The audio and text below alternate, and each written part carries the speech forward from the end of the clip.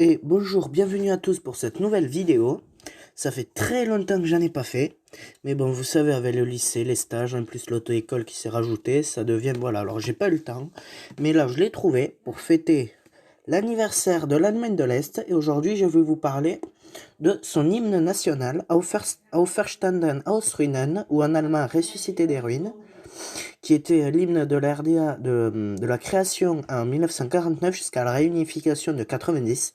Les paroles sont de Rohan Becher et la musique de Hans Eisler. Il y avait un autre hymne très connu en RDA, était le poème de Bertolt Brecht, Anmut sparet nicht noch Mue, dont la mise en musique fait aussi par Hans Eisler est connu sous le nom de Kinderhymne, en allemand l'hymne des enfants.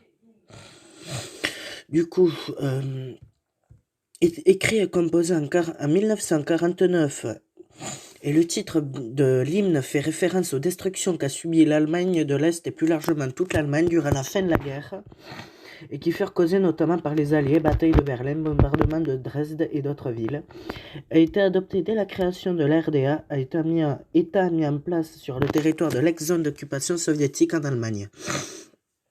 Les paroles faisant référence à une Allemagne unie, Deutschland einig Vaterland, en français Allemagne patrie unie, sont devenues ambiguës à partir de 1973 avec l'adoption du traité fondamental actant la reconnaissance mutuelle des deux Allemagnes, RFA et RDA, ne permettant donc pas à une des deux parties de s'approprier la représentation exclusive d'une Allemagne unie.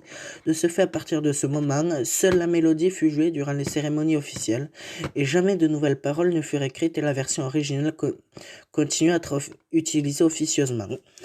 Lors du processus de la réunification allemande en 1990, faisant suite à la chute du mur, l'année précédente, le premier ministre est-allemand de l'époque, Lothar de Maizière, a proposé à son homologue de l'Allemagne de l'Ouest, Helmut Kohl, d'introduire les paroles d'Auferstanden aus Ruinen sur la mélodie de Deutschen Lied, l'hymne de l'Allemagne de l'Ouest, pour former l'hymne de l'Allemagne unifiée, mais Kohl a refusé.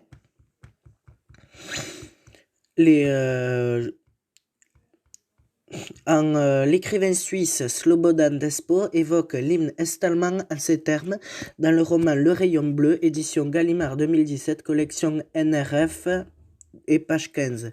Lorsque les petits Allemands de l'Est entonnaient leur hymne sublime qu'on aurait cru écrit par Beethoven lui-même, Kuzmin, le personnage du livre, sentait la peau de son échine se dresser. Un sanglot lui monte à la gorge chaque fois qu'il longe cette entrée ornée d'immenses doubles colonnes de dièse et de clés de sol, Auferstanden aus Ruinen und der Zukunft zugewandt, qui est la première phase. Il y a aussi une chanteuse allemande, un petit peu connue là-bas, outre-Rhin, que j'ai malheureusement oublié le nom, j'en suis désolé, qui a repris l'hymne en version rock, qui est assez sympathique. Et maintenant, je vais vous parler d'une autre musique est-allemande, tant qu'on y est, parce que 3 minutes, ça fait un petit peu court. Der Heimlich Aufmarsch, qui est en français Le déploiement secret, est un poème d'Erich Weinert écrit en 1927, a été mis en musique par Vladimir Vogel en 1929 à l'occasion de la première journée internationale de la paix. Der Heimlich Aufmarsch a été interprété par le chanteur et acteur allemand Ernst Busch à la fin du film de Victor Trivas, La zone de la mort, sur une nouvelle mélodie de Hans Eisler.